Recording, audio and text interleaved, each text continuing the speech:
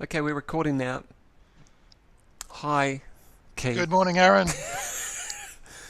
So, just for the viewer, we've already had a little bit of a discussion. Some things A have warm up? come up, a bit of a warm up, as it were.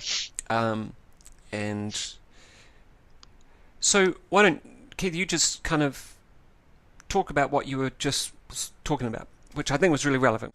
So, you were saying just moments ago that change is a word that's thrown around a lot, and maybe a better word could be the word learning, as Yes. you know, because that's, as we were talking last time, that's something we're designed to do. Yeah. Well, today's discussion is about emotions, and Yeah. it's um, drawing upon your example there. You spent a lot of time coming to an understanding of what the issue was, Mm. and for a long, long time, and I don't know what its origin. There's been this idea that understanding will lead to change in a therapeutic context, let's say. If you understood your problem, then change will occur. Uh, Certainly possible. Is that based on that kind of that the aha concept? I know there was Yeah. Fritz Well, Perls and it could have Rogerian. been. You come to Yeah. an aha through talking Aha. and reflectively listening. And So, does the aha necessarily mean something is now different? So I'm not too keen on the word change because any living organism is quite conservative and doesn't like the idea of change. mm, Um, but a living organism loves the idea of learning. So once again, if you go back to the mobile pre-verbal child, it wasn't an issue of change. They didn't have to change anything, but they were very keen. We were very keen on learning. mm. So the idea that you have to go to therapy or coaching for change, it doesn't appeal. I mean, if change appeals to people, that's fine, but I prefer learning. I guess the challenge with it is that people are wanting to, as they perceive, change something in their life. So something isn't working, so they want to change what isn't working into something better, or that something Mm, does work. What the yeah. subtext of that is that what they need to do is learn something new. Learn something new. Yeah, but That's one thing, right. I mean, how many people enjoyed school? How many people actively Oh, come a out and few say, people did. yeah, a few, but especially if there's lots of sports. But how many actually enjoyed, or want to say, I love to learn. You know, Mm, it's not a big yeah. one. I'd love to drink, maybe. Love to learn. But we do. We do. We Yeah, do. If you set up the context appropriately, learning is a lot of fun. Well, yeah. it's more than a It's lot of fun. It's it's There's a everything. thing though called divergent curiosity though, and that is, that we think we're learning when. So, an example is you're on the internet and you're running down the rabbit hole and you just find a thing, but oh, I'm reading this article and it leads to another article and blah blah blah. It's called divergent curiosity because you're not actually learning anything of any depth about the one thing necessarily. You're just getting taken on tangent, tangent, tangent, tangent, and Mm, it's just divergent. It just doesn't actually. It doesn't build true learning. What you yeah. learn is there's a shitload of information out there, and then you come back going, oh man, I'm swamped. Well, let's make the distinction between the acquisition of information Mm, and learning. Learning defined means that whatever you take in, you can then replicate. So if I read a book, what am I going to replicate? The ability to write another book? mm, Have I learned anything? No, I've acquired information, mm. but not necessarily in learning, which takes us back to sort of a coaching context. You can talk about a problem till the cows come home, but I'm not sure if anything's being learned. A lot of information's being acquired. And bring it back to emotion. Why are you in Yes. coaching? Coaching. Well, you're going to coaching because something doesn't feel right. So there's an emotional response, an internal emotional response to whatever's going on or not going on, Mm, or yeah, that you want to learn how to come to terms with, or forgive me, but change or whatever. But there's But there's that, yeah. Is that Yeah. So let's define emotions, because emotions are fascinating. They are. I think the right word is ubiquitous. I mean, they inform everything we do. yeah, and I've often thought that they're the glue that sort of hold so much. I mean, if classic in Australia would be the Neighbours, England would be Coronation Street, New Zealand would be Shortland Street, and all the other junk that exists out there. But what holds it together? It's just the emotional aspect. You know, Of course, people freaking out or getting juicy and stupid or whatever it might be, but it's just emotional junk. You know, yeah. and it's because it's the same story. He killed her. Got to find the killer.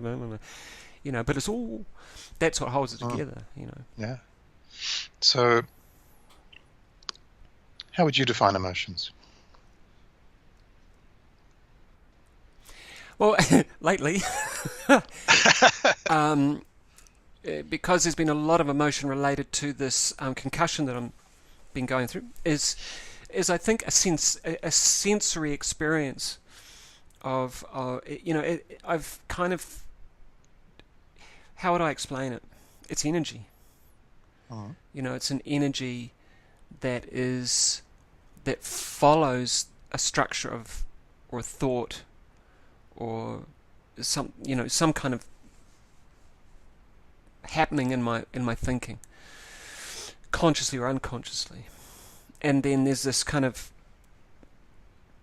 feeling that of whatever the emotion is, and then I have a meta conversation. Well, this is angry, or this is whatever, because I've become a professional at knowing what my emotions are. You've recognized what you're feeling. Yeah. You've recognized, yeah. Okay. How did I do? When? My explanation of emotions. It's different. I had this experience a long time ago, which has been very useful in coaching, and it's been it's been really useful. And that is, if someone comes in and they've got this problem, and you say, well, how do you feel about it? You know, how do you? Because it might be whatever's going on. So what's the most prevalent emotion that you have about what's going on? And they might say whatever, anger.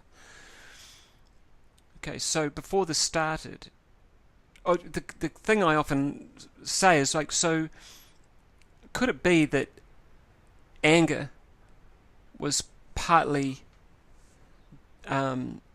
helped to manifest this problem? Because what I've noticed is that the feeling we have about the thing that's going on is often the feeling that generated the thing that's going on. Mm-hmm. Yeah? Yep. And so, but all we know is how we feel about what's going on. Yeah. But what we seldom recognize, or certainly never been educated, is that it's our feelings that often help us or inspire us to manifest what's going on. Yeah. Yeah.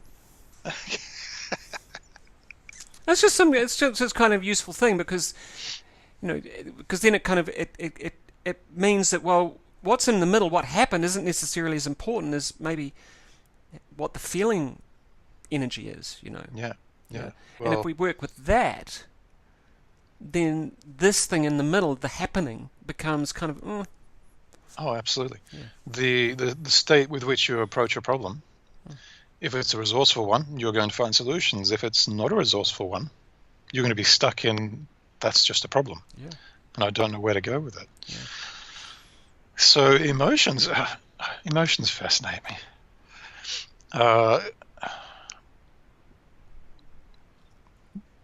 I think it happens around the world. Emotions are given such a bad rap. They're the bad guys, if they're unpleasant emotions. And yet they're our best friends. They tell us when something, if it's an unpleasant emotion, they're telling us when something's not going right, or we don't like something. When they're pleasant emotions, they're telling us when things are going right. So they're actually our best friends, and they're signals. And if we know how to take note, if we know how to be sensitive to them, they guide us towards what we want. If we don't know how to do that, if we don't know how to be sensitive towards them, then we'll be stuck in that emotional what fascinates me about emotions is that people think that other people can make people feel emotions. Oh, And come that's, on, come on. You know that they can. You know that I can make you feel miserable. Keith. give it your best shot. And that's fascinating. This is fascinating. People, it's a belief, and I think it's worldwide, that we can be made to feel emotions. Okay, so two things I want to point out. Well, one is a challenge. Show me what the mechanism is.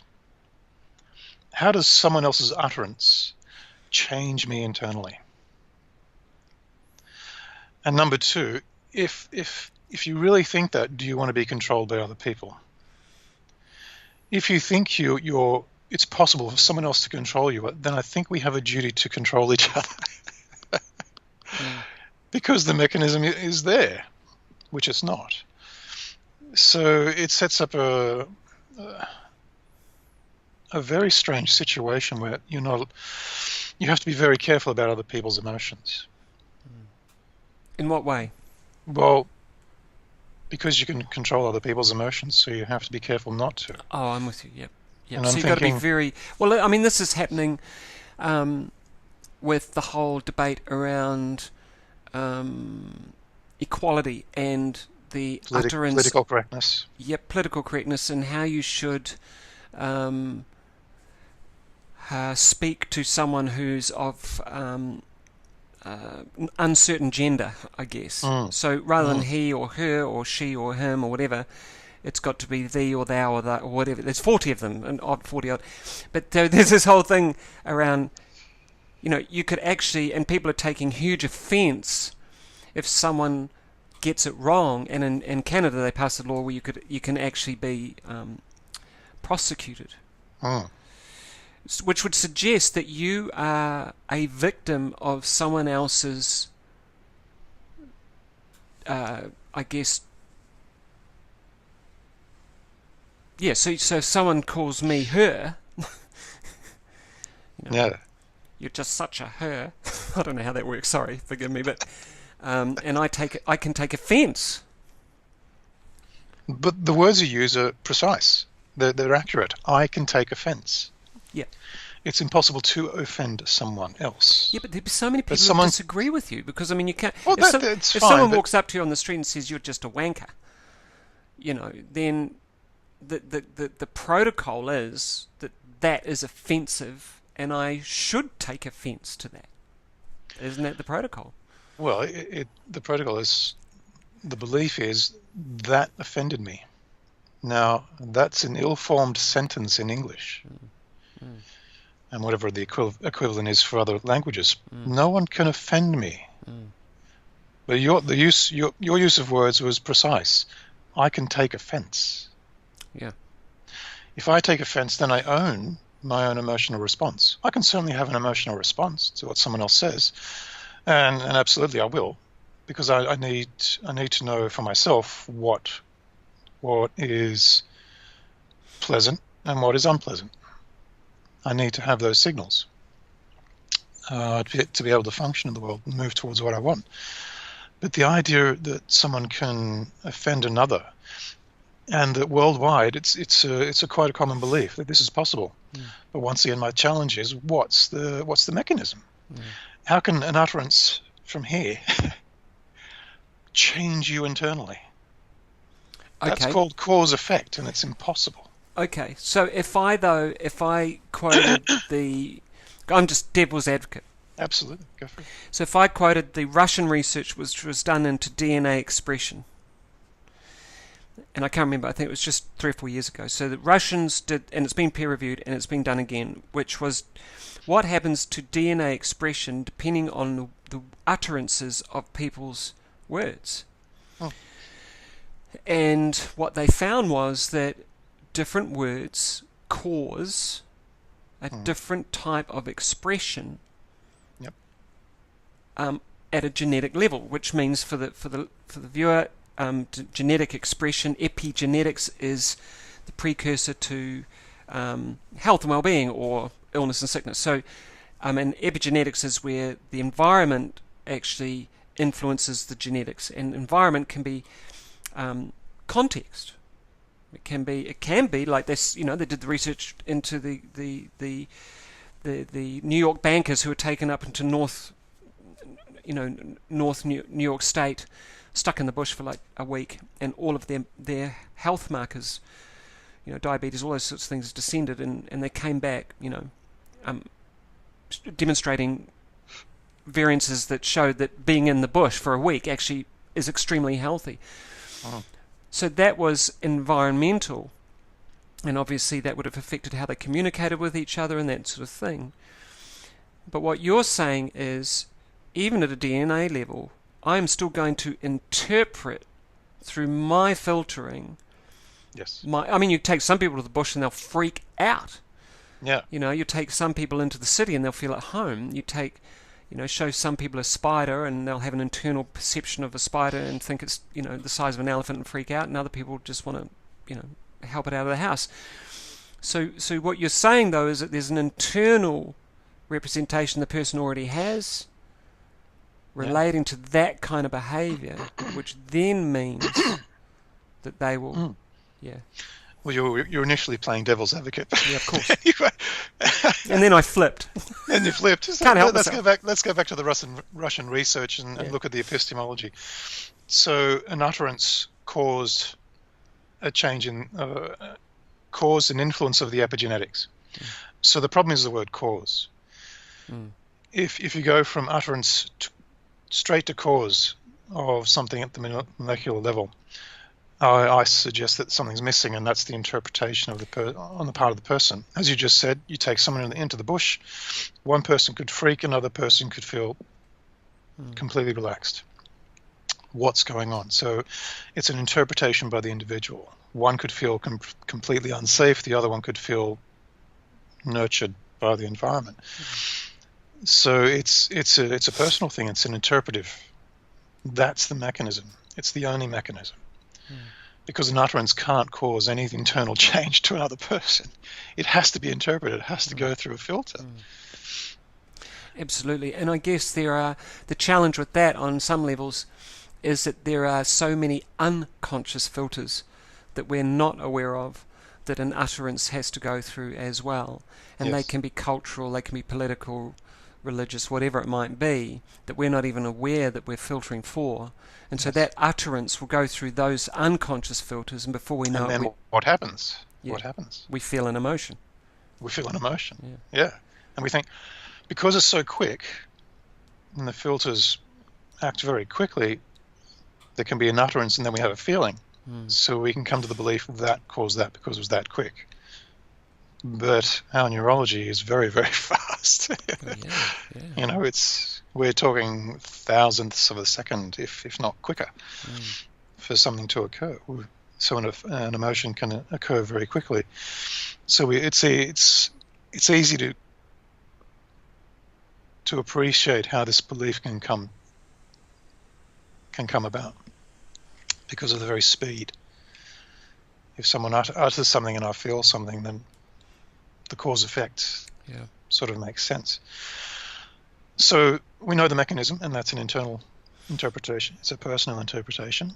But the other challenge is if you think you can be offended, if you believe that, do you really want other people to control you? If you believe that, then surely we would be open to being controlled. Surely we would give our power away, our freedom away to other people. Because you can't control other people.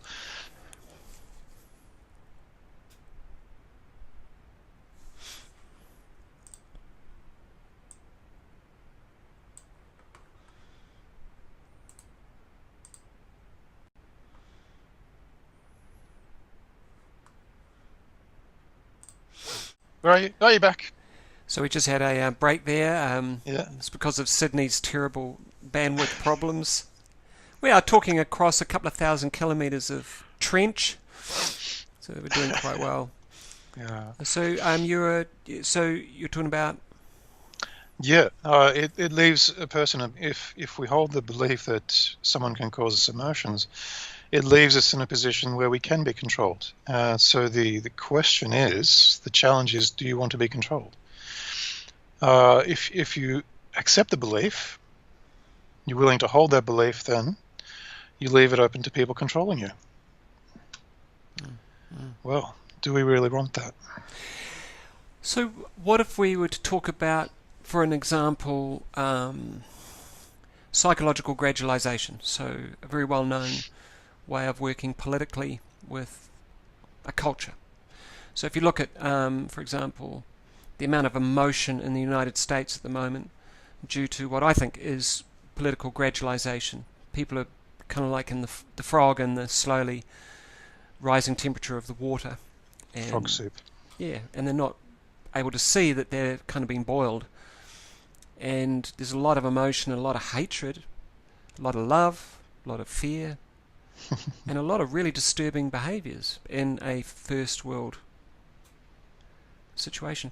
And I guess, so if there's a gradualization over time in the psychological politic, on the speaking and the and they do call it political engineering. I mean, they've come out saying that that's what they do.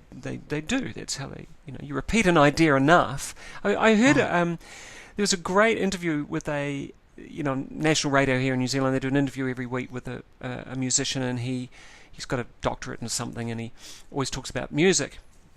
And it was just so telling. He said, when I first heard this song, it just was reprehensible to me. It would just keep going. But after I replayed it, about 10 or 20 times, I started to get used, and it was like, that's exactly what we're talking about. If a lot of music that we hear nowadays is just, but because we hear it so much, it becomes familiar.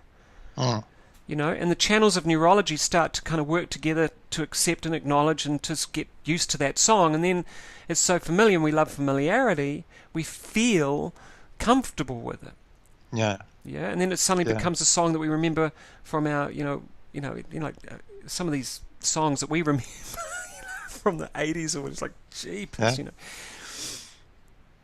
So what about that? So what happens to my ability in a political context to be able to know what is right for me and what I choose to accept as right for me or not, when I have been politically educated for so long to believe that I'm the best, I'm the biggest, I'm the most true, I'm the most successful, wealthy, all of those nominalizations, those fictions, to the point where they've become my social culture.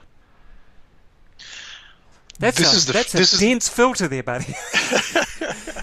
This is the free marketplace of ideas. Nice reframe. Well, that's the end of that conversation. Yeah. You sure you're not working for Bezos and Amazon? That's just the free market, buddy. Well, it is. And it is. If you're not... how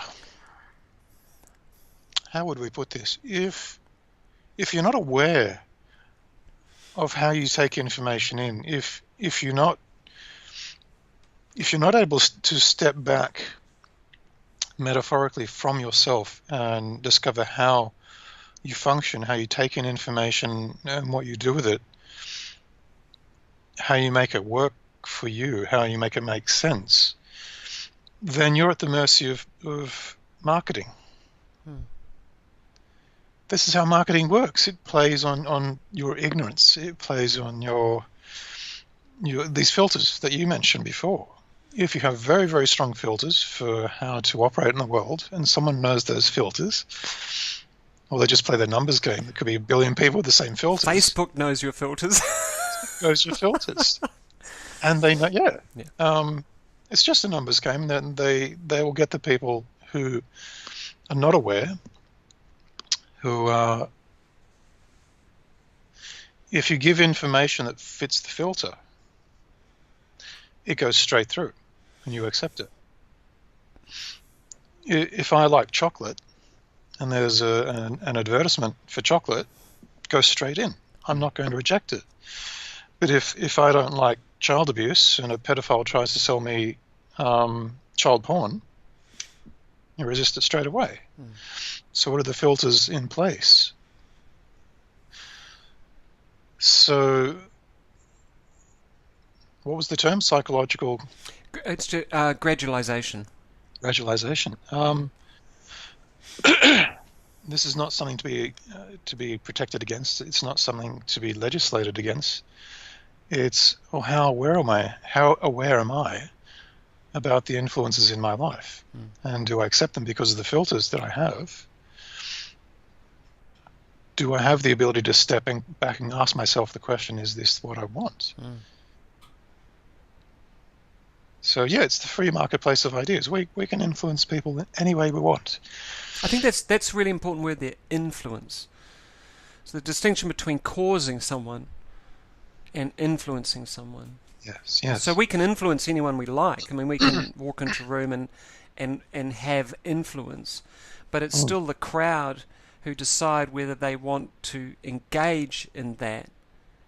You know, a good example is stage hypnosis or stand-up comedy. Even, you know, you get the wrong or a guy gets up there and he'll just grab only one person in the audience, and the others are going, "Who's this dick?" You know. Yeah, yeah. Whereas the next person gets up and his influence is completely different, and it could be for 100 things, it could be just the way he's dressed, but suddenly he's got the crowd.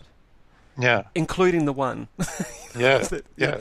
And having done stand-up, it's exactly like that. And it can be just the day as well. It's just the crowd just doesn't want anyone. And what filters do they have that allow the joke to go, to allow the humour to go in, or does it bounce off? Yeah. What are we willing to be challenged by? So people who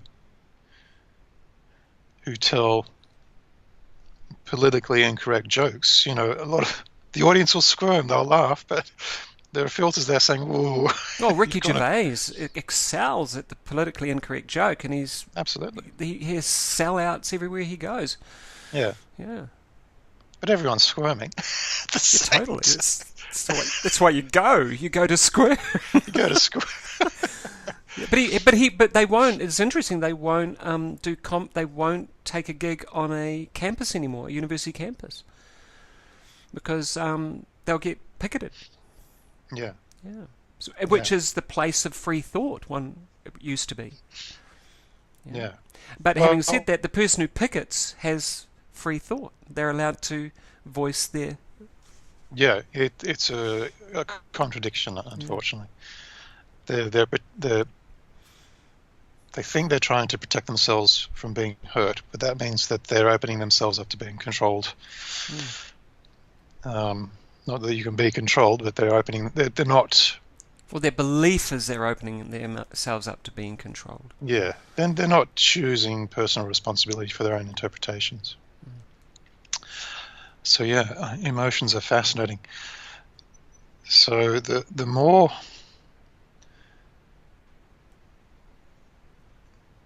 we learn that emotions are our best friends, they're essential signals for us as to what we want and what we do not want, which is distinct from their emotions as something that happened to us. Because someone or something, someone's said something, or just something's happened has caused that. So an earthquake doesn't cause an emotion. We have to interpret the earthquake as something that threatens us. So you obviously go into an emotion, which is panic or fear or whatever it is. And that's a very appropriate signal to do something. You know, this is life-threatening. Here's this emotion. Let's do something. Yeah. And the adrenaline runs. You get out of the house or the building, whatever. So, yeah. Could we grab yours as a demonstration? Which one? The one about the concussion. You said you've been going through a lot the last few days. Yeah, sure. So what's been your experience? You said your head's doing your head in. It's paradoxical, I think. Yeah, my head's doing my head in. Is that what I guess I've developed is a meta view of it. So, you know, I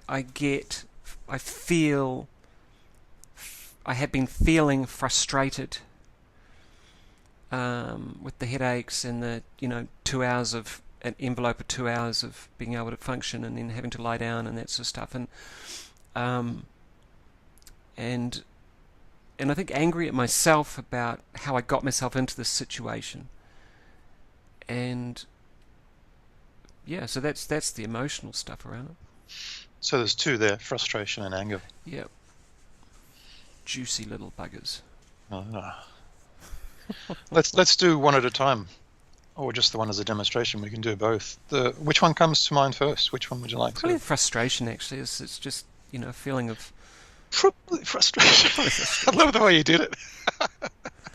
So there's a demonstration of an emotion in action. So over it, buddy! So this is an exploration of an emotion, which is lovely. So we get to find out the value of an emotion rather than hating on it. Yep. So frustration. Yeah. Can you tap into it? I think you Yep. were. Yeah. Could you go inside and thank that emotion? Thank? Why do I have to thank it? He's a good friend. He's been telling you something. Yes, he's he's a trying to get your messenger. attention. Right. So go inside and thank him and say, yes, you've got my attention. Thank you. Yep. What is it that you want to tell me? What have you been trying to bring to my attention? Just got to slow down. Slow down. So I've got to slow down. When you take on that idea, I've got to slow down. What's that like? It's a little bit frustrating. It's a bit circular.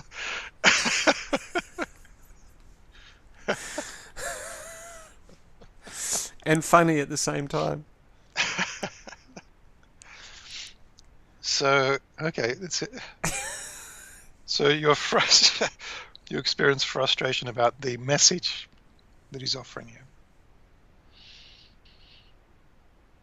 Yeah, and at the same time, I totally get it. I mean, on what I was saying earlier on about the feeling that we feel about what's happening is often the feeling that generated. I know I was just feeling such elevated degrees of frustration before the event that caused all of this, and it was because just trying to do too much, just trying to, it's just trying to do too much.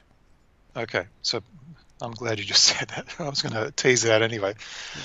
So you get this signal that we call an emotion, called frustration, and we've gone in and said thank you. If you're trying to get my attention, you have been trying to get my attention. What do you want for me? What are you trying to say? And you said, slow down. Slow down. And you also said, because you've been doing too much, trying to do too much. Yeah. So doing too much, slow down. So it makes sense. Yeah. If doing too much is what? Wearing you down? What is it doing? It's aggravating. Yeah. Yeah. So it makes sense. If you're wearing down, aggravating, then this emotion says, what I'm trying to tell you is to slow down. Make sense? Yep. So what would you get if you were to slow down? Well, the positive benefit, not the frustration. Oh, no. I'd have more space. Have more. I think I'd just have more space, creative space. I guess just to see. I'd feel weller. I'd feel more healthy. I'd feel more,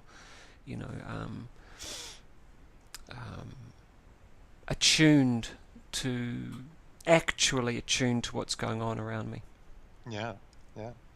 And that would then give me a sense of, that I'm connected, a sense of contentment.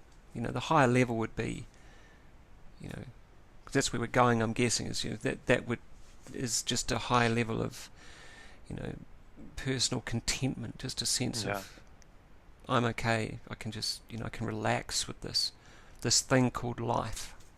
Lovely. So there have been contexts in which you've experienced frustration. Frustration is an internal signal trying to tell you something. Yeah. And he's trying to tell you, slow down. So in those contexts where you were doing frustration, if you were to take the sense of slowing down into those, then you feel connected and you feel that there's greater room for your creativity. And you've spontaneously gone to what that does for you as well, and that's contentment. So in NLP talk, this is called going up logical levels. So from frustration, its intentional purpose is to slow you down. Yep. And if you slow down within those contexts in which you used to do frustration, if you slow down, you get creativity, you get connection to your environment. Am I accurate? Yeah. And then continue. If you get creativity and connection, if you go up another logical level, what's the intentional purpose of those? You get contentment. So the intentional purpose of the frustration, its function is to actually get you to contentment. And for a lot of people, this is a very strange concept. If you've never experienced this before, that's what the frustration is doing. There's a higher intent. There's a purpose. So if you take that contentment into those contexts where you used to do frustration, what's it like?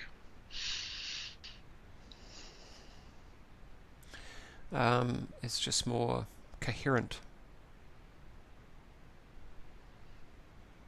and calmer. It's just calmer. Calmer. Yeah. More So space. if you were to compare that experience with frustration, what are the differences? It's more comfortable. Yep. So frustration is not comfortable, less comfortable. Yeah. So frustration is uncomfortable, and it generally leads to feeling angry at myself, I guess. Contentment is just contentment. Just feels, yeah. Okay. Could I just do a little something? If you could put your hands out and let you can choose which hand. Let one hand be on representative on top of one hand. Let it be that slowing down, which leads to creativity and connectedness, which leads to contentment. And on the other hand, on top of the other hand, a representation of, I've got to get things done. Yeah? Yep. So these are representations of things that you want. So what we want to do is play with the idea that these are parts. So we get to have a conversation with parts of myself. Yes. Parts that both have a positive intent. But what if they're trying to operate at the same time? Bit of frustration, maybe. Cognitive dissonance. That's right. So on the one hand, slowing down would bring you at the highest level, contentment, and quite possibly further healing. On the other hand, the desire to get things done, do things. Yeah. And part of that is to heal. Yeah. The rush to heal. If only it could be done quicker. So, what I would like you to do is ask the part that wants the contentment at the highest logical level, the highest intent. Is that part of you aware of the part that wants to get things done quickly? It is now. It is now. Okay. Can that part of you acknowledge, well, let's find out what the intention is of the part of you that wants to get things done. Same. And quickly. Same intention. What's the intention? Just wants to feel content. Oh, wow. So there's two parts of you that have the same intention and they're trying to get there in different ways. Yeah. Okay, so ask the part of you that's been doing the rushing, wanting to get things done. Is he aware of the part? No, it's too busy. Okay. invite the part that's been rushing to have a look over the other hand and become aware of Yep. the part that wants to slow down. Yep. Okay. Now, is he aware of his intention? I mean, you're aware. Is the part of you that's been rushing aware of that highest level intent? Yep. And you said that the same contentment. Yep. Yeah. They're coming together. They're coming together. Okay. Well, I mean, I've done this, 100 times, in my past. So it's kind of like there's already a mechanism that says, okay, so we've got a part. So they share the same intention. So how could they share the same intention? Do they really want to come together? Well, or it's kind of like they just are compelled to, because why would they work separately in conflict when they can work together to reach the same and utilize all of that energy that was conflicting? Yeah. And just kind of. So with the same intent, how are they going to work together? Can you ask these two as they merge? I'm assuming they're merging. Well, they've merged already. I mean, I think that the answer is that that's actually that I think that's more about that's what they do. So much of the frustration or the behavior was unconscious, and so coming together, the intention's important, and they're kind of generating internal structures by working together, I guess. Okay. Yeah. So you have a merged parts, yes? Yep. Functioning together. Yep. So the question is, are they aware of which contexts it would be good to... And they're just working on it now. Okay. So I just want to verbalize this for our audience. So the importance of this is, if they're working together, when they work together, what happens in different contexts, and what's the balance to ensure that contentment is a consistent outcome. Yeah. So in what context is it good to do things, and possibly in a speedy manner? In what context is it good to slow down, become connected, creative? And I think also, probably many contexts, it's appropriate to do things at a relatively decent rate whilst retaining a sense of connectedness and contentment. And I think that's the ecology question really around behaviour. Yeah. It's like considering what, if we take some time, we can still do things with some expedience, and yet whilst we're doing that, we can have a greater awareness of what our behaviour is influencing. So have you got these working together as a team? Yep. So pop inside and ask them, are they aware of the context in which they can do something with excuse me, are they aware of the context in which they can do things in a speedy manner? I think the answer to that straight away is, why do we have to do things in a speedy manner, actually? Because, I mean, historically, so much of my life has been doing things in quite a speedy manner. Ask anyone. And it's like... So yeah, it's. I think it's more about just finding a rather than having these kind of bell curve edges, which we're also exploring. I think there are times of transcendent silence and connectedness are really important, and there possibly are times of like where there's an emergency and you just have to act. But there's also that kind of nice area in there where these two parts work together, and that's primarily how it's going forward. Well, that's a curious thing. So there's even the question as to whether speedy is necessary to get things done in an appropriate time frame. So if you got these what is time, Keith? What is time? Another filtering system. Yeah. Okay, so if you go inside and ask this team as they're working for you now, is it a matter of slow and steady wins the race, gets things done, produces a sense of contentment for you? I think certainly at the moment. Mm-hmm. And then, and then there'll be a point where there'll be a new balance, and a new allostasis or allostasis. Mm. At the moment, yeah, it's just kind of that nice kind of listening, taking time, slowing down. Okay, And enjoying it. I mean, maybe it's also learning to enjoy that.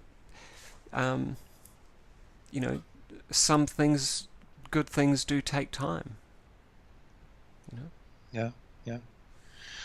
Okay, so what if you pop into a future context, one that's similar to ones in the past where you've done frustration, and just take that team with you, and go in there with that contentment, and take that physiology, that whole body sense into that context, or perhaps a number of contexts where in the past you would have done frustration. Yeah, I think it's just getting up and walking away for a while. Just acknowledging that's where it's at, and get up, walk away. Yeah. Come back to it later. Yeah. I think, there's a lot to do with attachment to outcomes, attachment to perception, how things should be, being a bloke, what a bloke should do in the family and culturally, societally, the function of the bloke, should be well, active, it's all good, bro, all that's, yeah, sure, I'll meet you at the pub at 8, all that sort of stuff. And there are some filters that we might deal with. Yeah. I'm not owning them. They're not mine at the moment. Yeah, but I know that they've certainly been mine, and I know that they've certainly I've caused, in inner frustration and other emotions around that. So, if I, but if I also go back and try to find that frustration, I'm feeling quite detached from it. Nice, lovely. Yeah. So for our viewers, there's one way of working with emotions, and it's an invitation to perceive emotions as friends, as valuable signals, to find out what we really want, rather than just staying in the frustration. If you know what it's trying to tell you, then it doesn't take long to find that contentment. In this case, in your case, frustration leads to contentment. And it might be something else as a higher intention. It might be something completely different. Oh, for sure, for different people. I think there's a nice kind of way of putting it, that the symptom, whatever it might be, is we kind of, when you break your leg, there's a bunch of symptoms and emotions that go along with that for a really good reason, and it's not so that you can get up and just keep running. And so there's this real intelligence behind any symptomology. And if we take a look at how we're kind of wired, we're not wired to self-destruct. We're wired to emerge and to learn and to find higher levels of I don't know, behaviour, connection, whatever it might be. And so a symptom is part of that. It's part of that elegant, intelligent conversation. So a symptom is a symptom is an opportunity to engage in a new kind of conversation. Absolutely. If it's shouting at you and you're willing to listen. Yeah. But even if it's subtle sometimes, I know sometimes if we pick up on if you notice just, that feels similar to the last time I came down with a really bad cold. And you kind of sit down, change your diet a little bit, go to bed, take some vitamin C or whatever it might be, but the chances are you might not avoid it completely, but you'll certainly lessen it because you're listening to that. And then what will happen is you've got a mechanism built in that recognizes that for next time. Yeah. You know, but if we don't, then that kind of intelligent communication just kind of stops communicating. It just Breaks down. Yeah, you can end up with a full-blown cold. I do that quite often. If I get a little tickle in the throat, and that's similar to times when I've come down with a cold, and I, thanks. What do I need to do? Yeah. And I'll go and do them straight away. You know, bed early or whatever it is, get warmer, and I will put off. The cold won't even happen because I acknowledge the signal, I take steps, and you avoid it. You know, you build yourself up, and whatever it was, if it was an invasion of a potential invasion of a virus, you defeat it before it gets a chance to take hold. So there's another important thing to consider also is that, you know, some people say, well, how's that going to help when I get frustrated in this context? And I think, you know, the really important thing is frustration is wired one way. You know, so the context might be a trigger, and yet the frustration is the same feeling. So when we do a parts integration, and there are many other different things we can do, then we're not just working on the frustration in this one context, we're working on the wiring of frustration as a whole. And so that works in all contexts. Yeah. Or it has the potential to work in all contexts. Yeah. Well, the more you practice it, the more an emotion will be a trigger for, I know what's happening. Yeah. This is a chance, as you put it, to have a conversation. It's an emotion. What a fantastic opportunity. Yeah. Whereas if you're not aware of this, you just go, I'm in that emotion again. Yeah. It must be their fault. Emotions have been used now as a vehicle for blame. Yeah. You have to blame other people or other circumstance. The thing I want to say about this process here is really important. It comes from Dr. Ernest Rossi, who's a neurologist, and also doesn't matter, but an NLP coach and a doctor and a physician and a surgeon.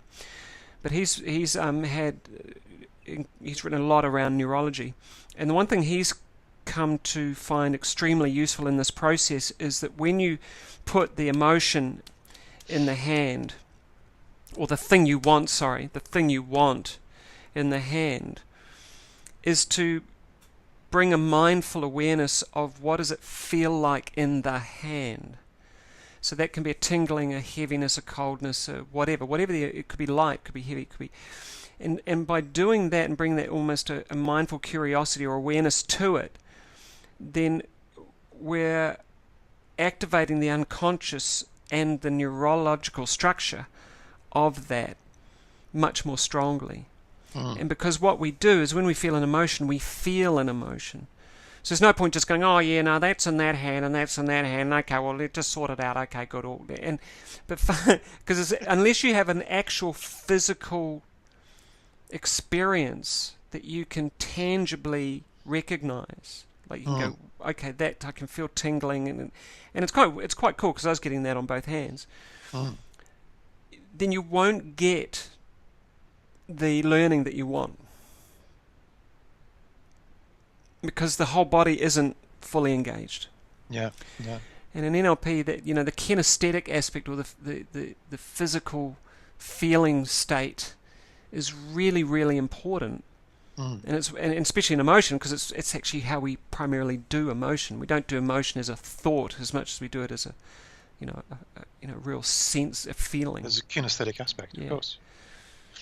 So just that. Yeah. Cool. Yeah, very nice. Yeah. So that'll do. Is there anything else you can add? Oh, I've said it before. It's an invitation to perceive emotions differently. Yeah. And our proposal is to see them as they are, and not as something that happens to us, not a cause effect. It was just, I mean, sorry to get back to it, but I mean, it's prevalent for me at the moment is this stuff going on in my head. And it's really, really interesting living in a cause and effect world that we live in, and this means that world, and everything has meaning. You've got to have a life of meaning, and all these different things. And yet, actually, when I felt frustrated, that's actually all it was. It's just an emotion. It doesn't have to be because something. It doesn't have to mean something. It doesn't have to, it's like trying to find, why is it still doing this? Well, it actually is irrelevant because it's just happening. It's like the sky is blue and that means we're going to have a wonderful day. Well, not if you're in the Sahara and you've got no water. Seriously, it's not going to work. So it's just blue sky. Yeah. And it's the same for the emotion. This is just, I'm feeling angry. Yeah. And if I can work with just that. Yeah. If it without opens the up blame, without the, this happened and then this story and we're into Shortland Street or Neighbours or whatever, going around in circles. It just makes it so much cleaner. Yeah. Well, blame disappears as soon as you are open to the conversation that the emotion is inviting you to have. There's nothing to blame. Okay, here's a conversation. What can we do and where can we go? It's such a difficult conversation, though, Keith. When you think about, well, on your own, yes. Yeah, on your own. But also just, I mean, as we're saying, when we first started off, before we got, you read the newspaper.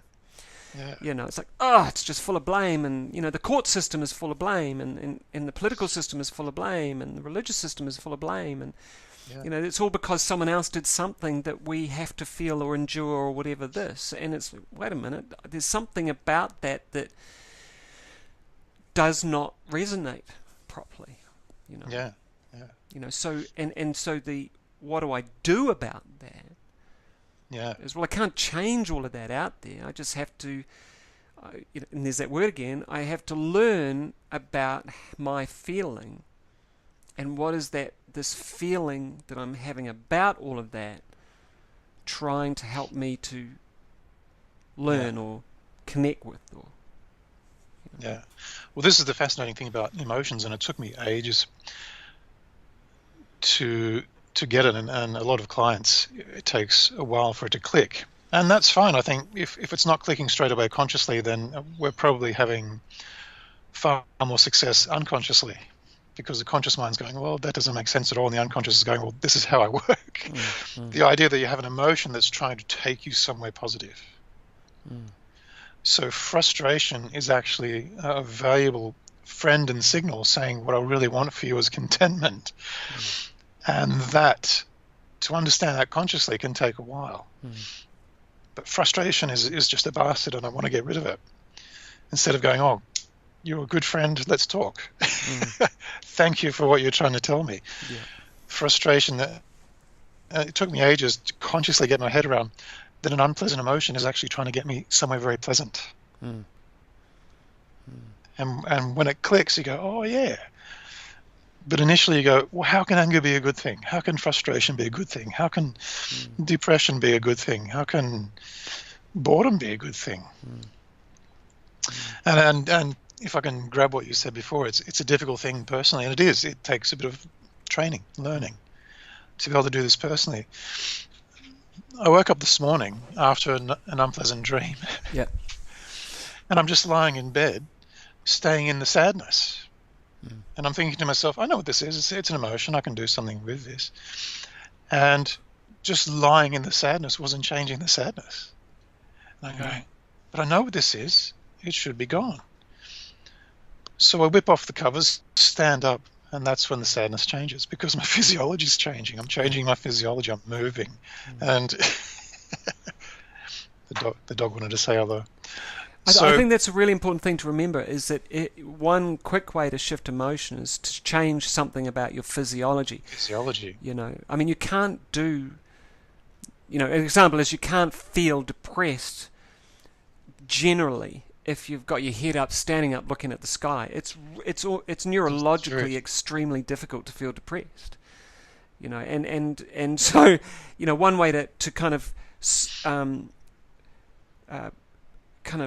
trick the neurological net of depression is to do that. Just stand up, go like that, and look up at the sky and actively try to feel depressed. That's right. And it'll stuff the neurological wiring up. Now, not all the time, but most of the time that'll work. You froze on me. I think the dog ate the modem.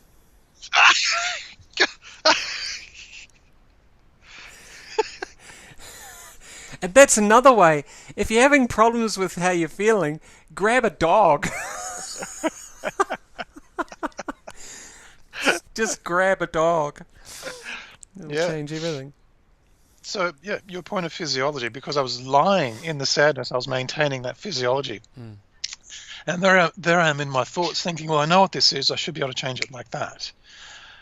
But because I'm in the lying position, I was holding the physical representation of the sadness. And as soon as I stood up, my thought wasn't on the dream anymore and the sadness. And I just started moving and got on with the morning. So it's fascinating, the ability to just change anything within your physiology. If you have the wherewithal, you will change your state.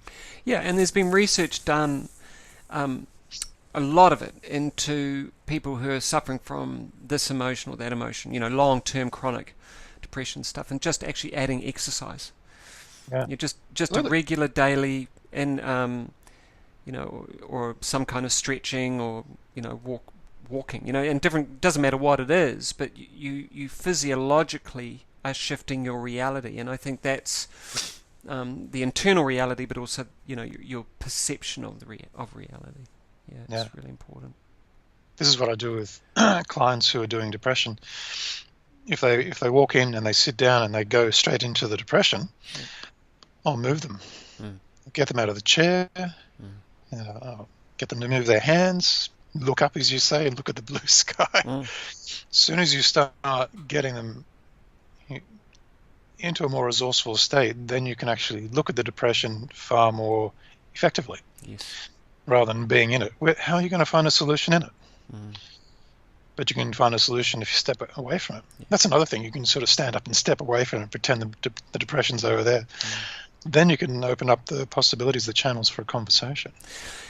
Yeah, and I think that opens up another conversation, which we look at a little bit more late next time. But I think that, there's this thing where someone will say, I'm depressed, and I'm angry, or I'm happy.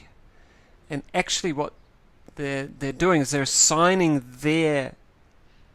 or who they are to something that is not who they are.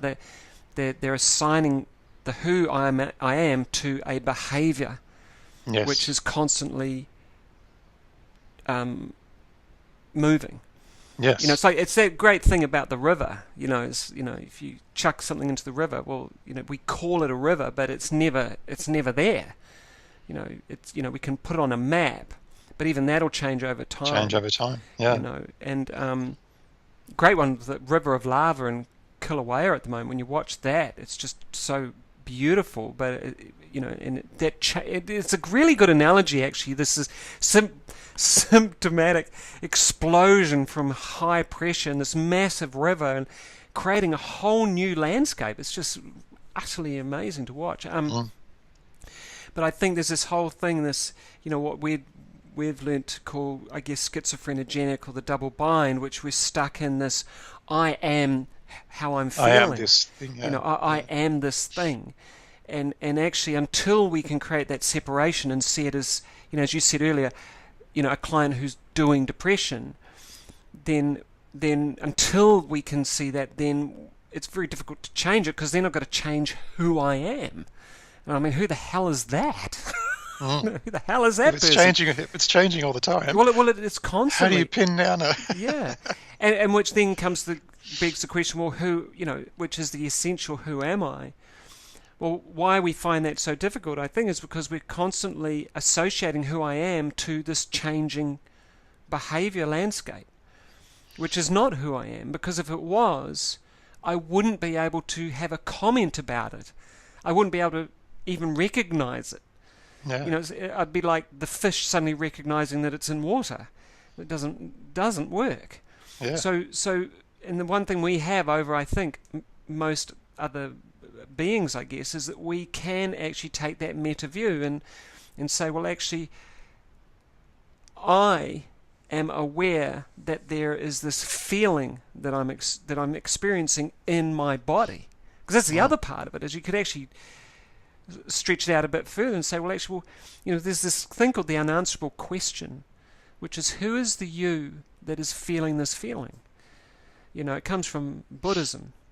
It's a great question, because in the end you get back to you can't answer it, because you just keep coming back until you get to the point where the only answer is, well, I can't, because I would have to give that answer, which is who I actually am, which is that transcendent thing, which is the true, I am, and which I think is really cool. I mean, there'll be a whole other video around that, I'm sure, but I think this is a really important discussion. It's like, are you depressed, or are you feeling depressed? Are you a depressed person, or have you just become, through no fault of your own, really good at doing this thing called depression? Yeah. And that's the other thing I always say to clients. It's like, so you're doing this thing called depression, because it could be called Marmite. Yeah. I mean, you could call it mouse. You could call it anything you like. It doesn't matter. Yeah. It's still something that's not who you are. It's just something that you've learnt to do. It shakes things up nicely. But it's really also controversial, though. There's a lot of people out there who believe, very, very well-known people in New Zealand who believe that depression is a disease and it has to be treated in certain ways, and you'll have it all of your life. Well, that's fine. It is fine. They can say it's a disease, and I say fine. Yep. Can we do a little test? So let's say there might be minimally two types of depression. One's a disease, and the other one is something else. And the test is, if you can do something and that person pops out of depression, doesn't matter for how long, could be a second, could be a minute, if they're out of that depression, so what does that make depression? So if you can get someone to stand up, look up, move their body, and they're feeling different, I don't care how different, but different, so that depression is not this concrete thing, it's not this permanent thing. If you can get them out for a moment, what does that make that depression? If you do the test and nothing changes, then I'll accept that it's a disease. But if you do something and something does change, the change suggests something, and that there's a fluid nature to this person who's able to do the depression or something slightly different or something very different. So happy to accept it as a disease as long as you do the test and make sure that the test is that you validate what you're saying by the test, that absolutely nothing changes if you do something different. Yeah, and there'll be people who experience that. Yeah, absolutely. Yeah. I think the query is the default position. What is the default belief around, and I'm not just talking depression, I'm talking all sorts of things, maybe anxiety, maybe all sorts of things. Phobias is another one. Oh no, I can't do that. I've always felt that way, and I'll always feel that way. And it's, well, okay, that's your filtering system, but you're not, I'm just phobic. Well, no. Well, okay, yes, you are, because that's what you believe, but have you considered that the phobia is something that you are doing? Yeah, but why would I do that to myself? Well, we're not saying, it's like, well, why would you walk? Why would you do that to yourself? If it's not necessary, you could just get in a wheelchair. Or, just drive all the time. It's not necessary to walk. I'm not making you, stupid example, but are we off track? Very interesting example, but good. Oh, it's fun. It's the comedian part of me. Yeah. Just that change. I mean, if someone walks in and says, I'm depressed, yep, you're depressed. And as soon as you just say, let's find out how you're doing it. If they just the suggestion, if they went from depression into annoyance, that's the test. Yeah, that's the shift. What? That's the shift. Made me what? What? Made me do what? Yeah. Is that depression when you go, what? If that's a different state of mind, that's the test straight away. So I want to say, like, for the listener or the watcher, the viewer, is that, the perspective in NLP has long been that, we are inherently able to take control of or alter or influence our own behavior. And that behavior also includes a lot of the what we call unconscious behaviors. So things that we kind of take as our personality. There's a great book actually written by a man named Tad James, Timeline and the Basis of Personality, I think it's called, where he worked many years, because he was a PhD in, I don't know what it was, psychology or something, but he was working on specifically this timeline process where he had people who changed their personality traits just through the use of timeline therapy, as he calls it, which is an NLP model technique. And I think, the interesting thing is that we can learn to take, we can learn to believe that certain things that we've always done are locked and they cannot be undone. And this is the challenge I have when I hear people are, well, he's a criminal, or he's a whatever, or he's a whatever. And what they're really saying is he's done something that is of criminal nature. And that's a completely different conversation, which allows for the potential that, okay, well, then that means he could possibly learn to do something else. The challenge is, if you stick him in a place with just people who have all done criminal behavior and that's all they talk about and they're all feeling pretty angry and stuff, then he'll possibly just continue to learn to do that. Unless he is very much wanting to step out of that psychology. So for people who say, I'm a failure, or I'm stupid, or... And those are feelings. Personality's not a fixed thing. No. And what you call personality traits, we can also call habits. We can learn habits. We can also learn new habits. So what does that do to personality? It must be this ever-changing thing. It's fascinating. So not who I am, but I like human doing. Yeah, I think it's nice. Human doing. It means there's this continuous flow. Yeah. Continuous learning. Yeah. All right, till next time. Yes. Post your comments. And KeithLulu.com for his books. Keith Gilbert on Lulu.com and AaronM.co.nz. Till next time. Bye. Bye now.